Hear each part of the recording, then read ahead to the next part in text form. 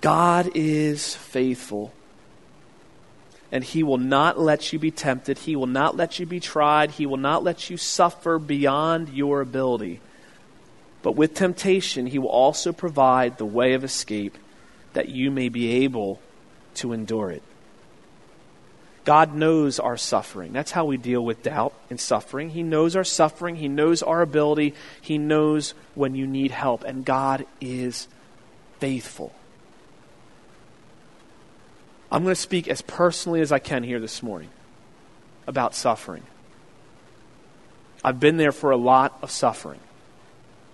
And I'm not saying that so that I can puff myself up, because I'd rather have not been there. I remember when I was reading the doubts online, just those doubts, I thought, I wish I hadn't have asked.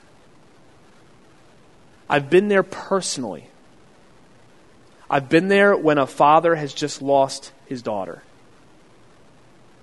I've ridden in the car with Jake and Wendy after Ashley went home to be with Jesus. I've been there when a daughter has lost her father. My wife and I met Matt and Kelly in this church on the I-95 corridor to bring her home from South Carolina back to Delaware, where her father had just died. It's a long trip. I remember it.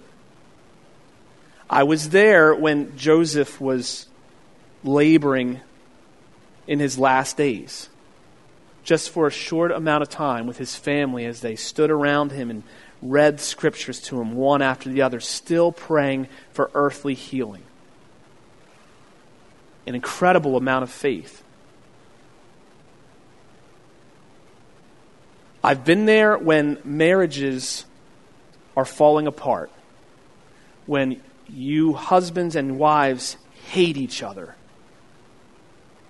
You hate each other's guts, and you claim the gospel, but yet there's no fruit, and you suffer. I've been there when some of you have been addicted to drugs, to heroin, to prescription drugs, to alcohol, and your life is coming down around you.